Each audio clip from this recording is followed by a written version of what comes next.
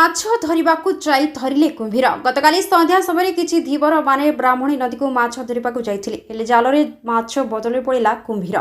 दर्शक बंधु घटनाटी केन्द्रापड़ा जिला पेंठपाड़ पंचायत कुलसाही ग्रामर हेमंत सेठी और तांको साथी माने माछ धरिबाकु ब्राह्मणी नदी को जाइथिले किंतु जालरे कुंभीर छुआटी पड़िथिला। कुंभीर को जालरे देखि पेंठपाड़ पंचायत समिति सभ्य शशांक शेखर विश्वाल वन विभाग को खबर देथिले और वन विभाग अधिकारी माने आसी कुंभीर छुआटी को सेठारु उद्धार करथिले। आसंतु सुनिबा कोन कहउचंती प्रत्यक्षदर्शी। केन्द्रापड़ा लिंगराज करंग रिपोर्ट प्रतिका न्यूज। ना ना से हां सही सही लूज ऐसे टाणा नहीं दे टाणू टाणा टाणा है जल्दी फोकस करो से कंटा वाला है। हेलो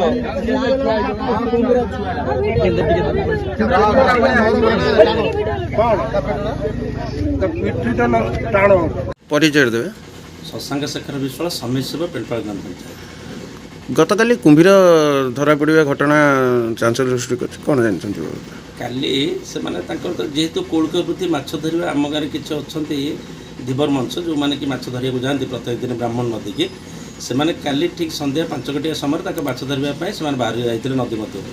मध्य बाहरी गला पाखापाखि संध्या 5 साढ़े 5 ରୁ 6ଟା हे जाल से भाविले गोटे बड़ माछ पड़ी से बड़ माछ को से नदी कूल को आणिक धरियापी से प्रयास कर समय देखा पाइले गोटे कुंभीर छुआ प्राय 4-5 फुट लंब हम आज जिते से 4-5 फुट लंबर से भयभीत होछ न धरिकी से कुंभीर टी उद्धार करके वन विभाग सहित फोन में सागे सागे कंटाक्ट करके हस्तांतर करागला और सागे सागे से माछ न धरी घर को फेरी आसते हेरारी केते लंब प्राय पाखापाखि 4 फुट ରୁ 5 फुट हम ओजन प्राय 13 केजी ରୁ 15 केजी हम बहुत बड़टा भी और से भी माने छोटटा हेले हिंसरे थाए माने मुँह भी माड़ी बसिकी आम भी धरी था बहुत हिंसरे भी थाए मुझे देखिली पाखापाखि अलग छुआ मैंने भी अच्छा कहीं परदिन अपरदिन से कहते हाँ किसी कुंभीर छुआ बुलूँ कथा विश्वास करनू कि काली जो धरा पड़ा आम जानलु निश्चित भाव कुंभीर छुआ अच्छा आउ अच्छा बोली निश्चित अच्छा आज्ञा धन्यवाद। आज्ञा।